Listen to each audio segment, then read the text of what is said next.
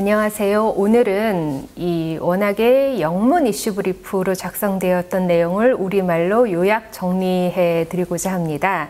영문 이슈 브리프에서 이 The ROC's Stabilization Policy and Development Model in the Middle East and North Africa 라고 작성을 해서 한국의 중동 안정화 정책과 발전 모델, 즉 그리고 이 세계적 평판의 발견이라고 쓰여졌었는데요. 이 이슈 브리프에서 2010년대 초반 이래 우리의 중동 안정화 정책과 발전 모델에 대한 이 국제사회와 중동 국가의 이 높은 평가에 주목하고 있습니다.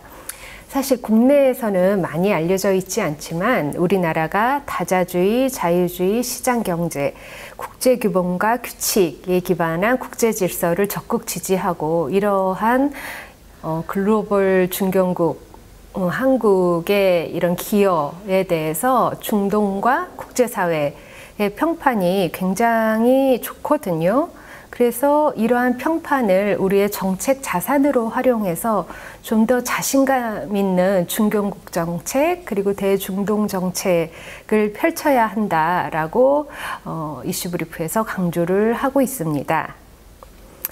사실 한국의 외교 정책은 주로 한반도이잖아 동북아 정책 그리고 4강에 중점이 많이 맞춰져 있었죠. 그리고 한국의 중동 정책이 사실 우리나라가 세계 8위 에너지 소비국 그리고 또 원유를 중동에서 70% 이상 수입하고 또 해외 건설 계약의 65% 이상이 중동에서 체결이 되고 또 이러한 전통적인 에너지와 건설 분야를 넘어서서 최근에는 걸프 산유국의 여러 다각화, 다변화 프로젝트에 적극 참여해오고 있거든요.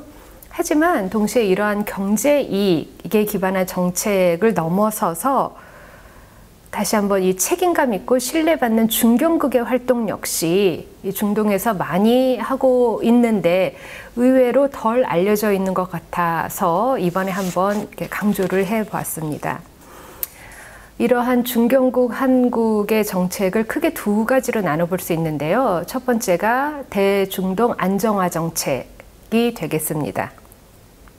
우리나라는 이제 2010년대 초반 이래 중동을 중심으로 유엔과 OECD의 인도적 지원 그리고 평화유지군 활동 또 대테러 임무를 활발히 벌여왔습니다.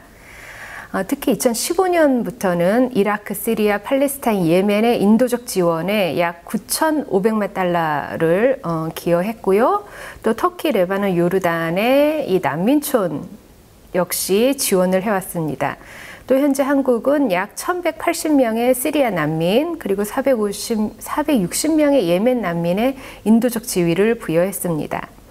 우리는 1991년 유엔에 가입한 후에 전 세계적으로 12개의 평화유지작전에 참여했고요. 대표적으로 인도, 파키스탄, 남수단, 레바논, 그 다음에 다르푸르, 서사하라의 유엔 평화유지군에 우리의 임무를 함께 수행했습니다. 현재 파병은 많이들 들어보셨을 텐데 레바논의 동명부대, 남수단 한빛부대, 소말리아 해역의 청해부대, 그리고 UAE의 아크부대에서 이루어지고 있습니다. 동명부대는 2007년부터 현지에서 신의 선물로 알려진 유엔 레바논 평화유지군 소속으로 평화유지 및 재건 작전을 수행했고요. 2020년까지 10만 건 이상의 정찰 활동을 달성했는데 이 외에도 다기능 민군 협력을 조직해서 공공의료 지원 그리고 인기 있는 태권도 수업을 포함해 다양한 활동을 조직하고 있습니다. 한빛부대는 2013년부터 남수단에서 이 유엔 남수단 임무단 소속으로 PKO 활동을 수행하고 있고요. 청해부대는 2009년부터 연합해군사령부에 참여해서 이 아덴만의 해적 피해 예방, 테러 방지 등 다국적군 작전을 수행해서 각 나라의 선박의 안전한 항해를 돕고 있습니다. 그리고 이러한 PKO 활동의 원조격이라고 할 수 있는 자이튼 부대도 많이 들어보셨을 거예요. 2003년 이라크 전쟁 당시 3,600명의 병력이 이 쿠르드 자치지역의 아르빌에서 안정화 임무를 수행했던 그런 경험이 있습니다. 또 현재 아크 부대 같은 경우는 비전투 분야에서 교육과 훈련의 이 군사 교류 협력을 아랍에미리트와 함께 수행하고 있고요. 이 아크 부대는 형제를 뜻하는데 그야말로 이 한국과 UAE 양국의 신뢰의 상징으로 자리매김을 하면서 현지에 있는 특수 요원들과 연합 훈련을 실시하고 있습니다. 또 대테러 업무로서 우리나라가 반 아이시스, 즉 이슬람 극단주의 테러 조직인 이슬람 국가에 대항한 국제연합전선에서 활동을 했었죠. 2014년부터 참여를 했었는데 당시 이 74개국 5개 국제기구가 참여한 전선에 우리도 당당히 참여를 했습니다. 이 아이시스는 2015년 당시 우리나라를 이 주적인 십자군 연합에 분류한 62개국에 포함시키기도 했을 만큼 우리는 이제 반 아이시스 연합전선에서 혁혁한 활동을 한 것으로 평가받고 있습니다. 두 번째로 이 한국의 중견국의 모델로서 한국의 발전 모델이 현재 중동에서 얼마나 인기가 많은지에 대해서 간략히 살펴보도록 하겠습니다. 이 한국의 발전 모델은 서구화와 사회주의를 대안으로 여기지 않고 전통 가치를 지키면서 좀 더 완만한 발전을 추구하는 나름 보수적인 중동 국가들의 굉장히 인기가 많습니다.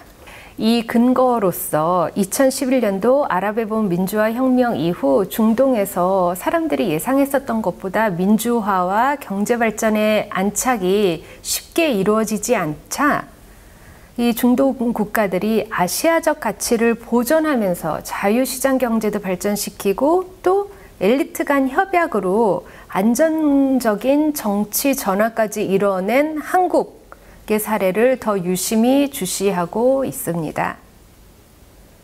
그런데 이렇게 중동과 국제사회가 높이 평가하는 한국의 평화, 안보, 개발 의제에 대한 기여가 국내에서는 다소 과소평가되어진 것 같습니다.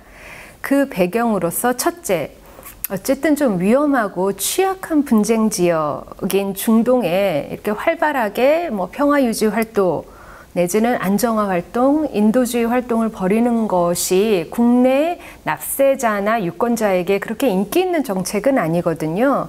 그래서 정부가 이를 알리기에 다소 좀 소극적인 입장을 취한 것이 그 배경 중에 하나인 것 같고요. 또 두 번째로 한국의 발전 모델이 다시금 2010년대 중반에 중동에서 인기가 치솟은 이유가 이게 나름 새로운 현상이라는 거죠. 사실 한국의 발전 모델은 1990년대 말, 2000년도 초반에도 인기가 많았지만 2011년도 아랍의 봄 이후에 이제 2010년도 중반부터 다시금 인기가 치솟고 있어서 이러한 현상이 아직은 한국 정부 관리에게도 좀 새로운 현상이라 아직까지는 덜 알려진 것이 아닌가라는 이유가 있을 수 있겠습니다. 자, 오늘은 이 한국의 대중동 안정화 정책과 발전 모델에 대한 이런 세계적인 평판에 대해서 다시금 우리가 발견을 해볼 필요가 있고 또 그것을 적극적으로 이 정책 자산으로서 활용할 이유가 있다라는 이슈 브리프의 내용을 간단히 알려드렸습니다. 감사합니다.